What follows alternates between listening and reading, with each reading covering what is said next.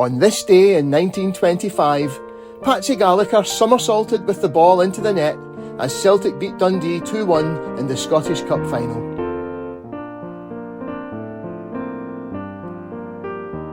By the mid-1920s, the Celtic juggernaut created by Willie Maley at the turn of the century was running out of steam, and the club was entering a grim period that would see only sporadic success up to the outbreak of the Second World War.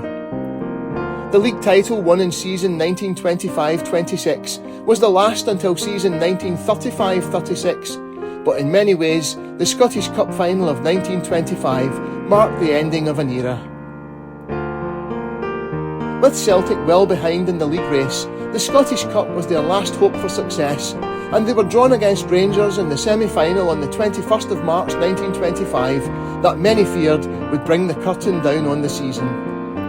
How wrong they were, as in front of the first 100,000 plus crowd for a club match in Scotland, they thrashed the Ibrox club 5-0 with 2 goals each for Jimmy McGrory and Adam McLean and 1 from Alec Thompson. By the day of the final, this remarkable win was still fresh in the mind, and Celtic partisan Man in the Know in the Glasgow Observer forecast a record 11th Scottish Cup win for Celtic. I shall be surprised if the gate approximates to the 6 figures. Most of the jizz went out of the business when Rangers collapsed so sensationally before their greatest rivals.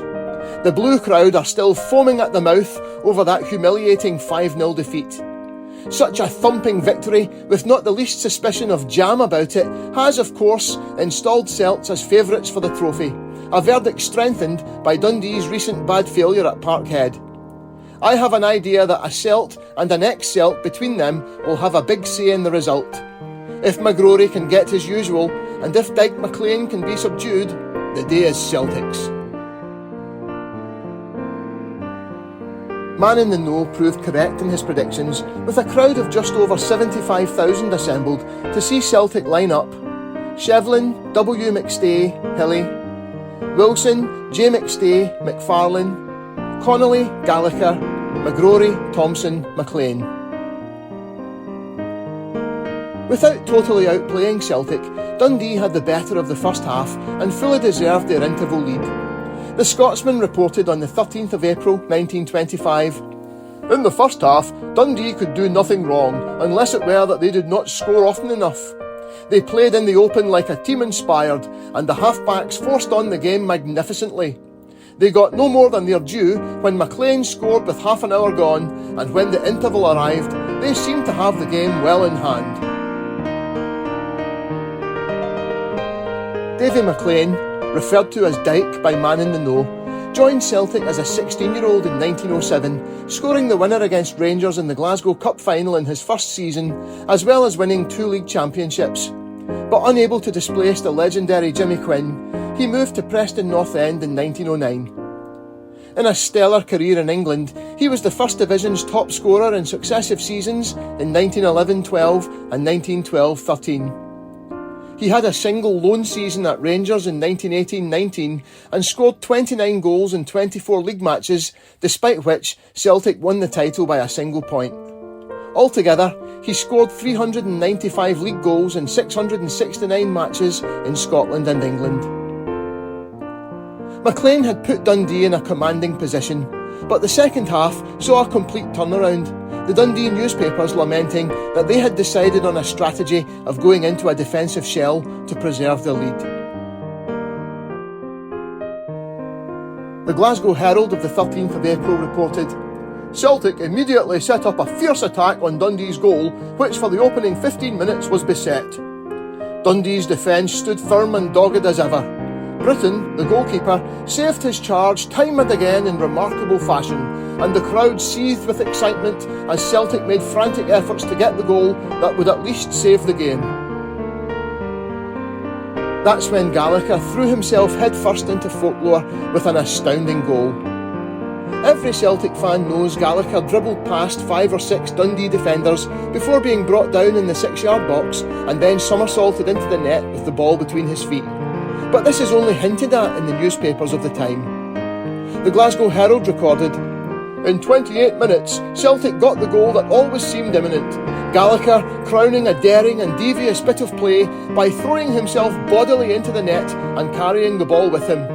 It was a positive relief to a great section of the crowd who were wrought up to an almost painful degree of excitement over the long-continued battle between the Celtic attackers and Dundee's unflinching defenders. Man in the Know wrote in the Glasgow Observer on the 18th of April 1925, "Everyone foresaw what was coming long before it came, and when Gallacher literally hurled himself and the ball into the net for the equaliser, there was an earth-shaking outburst of delirious joy on the crowded terracing, and green emblems were everywhere waved aloft in triumph." Dundee visibly crumbled after Patsy's incredible goal, and it was only a matter of time before Celtic grabbed the winner, although they cut it fine.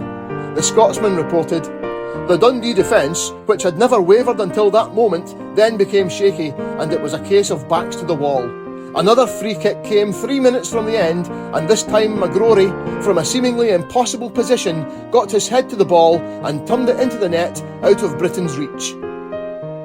Man in the Know wrote, "Everybody, crowd and players alike, went raving mad.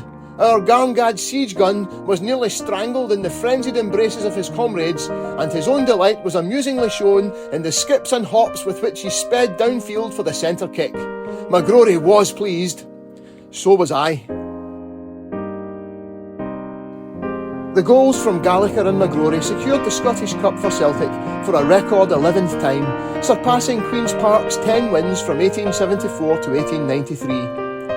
It also represented a passing on of the torch from 32-year-old Gallacher, who would leave in controversial circumstances against his wishes that close season, to McGrory, who would be the Celtic talisman for the next decade and more.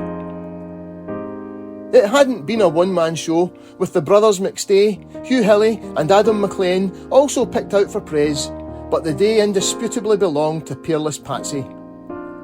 Perhaps the most effusive tribute was paid by the Dundee Evening News of the 13th of April, whose obviously broken-hearted correspondent still had the magnanimity to write, "And last but not least, the one and only Patsy Gallacher, the inimitable, the football wizard supreme. Wonderful Patsy! Clever up to the point of the superhuman. The football art, as portrayed by Patsy Gallacher, could not be acquired in 1,000 years. It's a gift, and Patsy has it from the crown of his head to the bottom edge of the studs on his football boots."